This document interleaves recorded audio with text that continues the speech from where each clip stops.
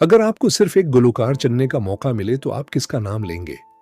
मोहम्मद रफिया, नसरत फतेह अली खां, नूर जहां, लता मंगेशकर, किशोर कुमार या मेहदी हसन? यकीनन ये फैसला आसान नहीं, क्योंकि इनमें से हर आवाज ने बरसगीर की मौसीकी पर इनमट नुकूश छोड़े हैं।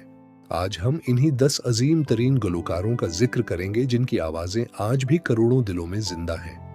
इस सफर का आगाज तलात महमूद से होता है, जिनकी नरम और दर्द भरी आवाज ने गजल और फिल्मी मौसीकी को नई पहचान दी।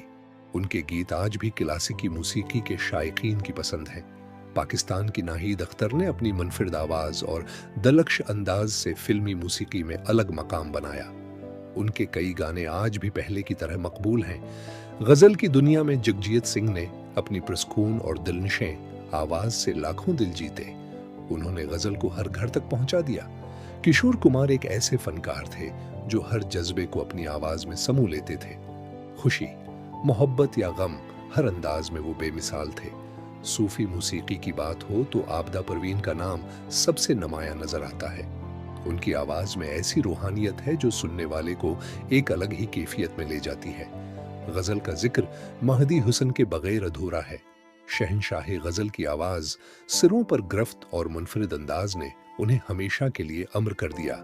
लता मंगेशकर ने हजारों गाने गाकर कई दहाइयों तक मौसीकी की दुनिया पर राज किया। उनकी आवाज की मिठास आज भी वैसी ही महसूस होती है।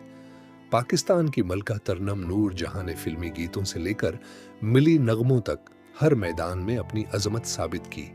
उनकी आवाज आज भी मौसीकी का कीमती सरमाया समझी जाती है। मोहम्मद रफिया वो गुलकार थे जिनकी आवाज हर अदाकार पर युक्सा खूबसूरत लगती थी। कवाली, भिजन, रोमानवी गीत या गमगीन नगमा, हर अंदाज में वो अपनी मिसाल आप थे।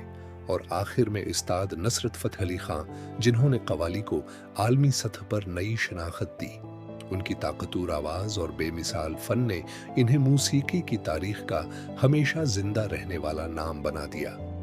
अब आप बताएं, इन तमाम अजीम फनकारों में से आपके नजदीक सबसे अजीम गुलकार कौन है? अपनी राय कमेंट्स में जरूर शेयर करें, और अगर वीडियो पसंद आए तो लाइक, शेयर और सब्सक्राइब करना न भूलिए।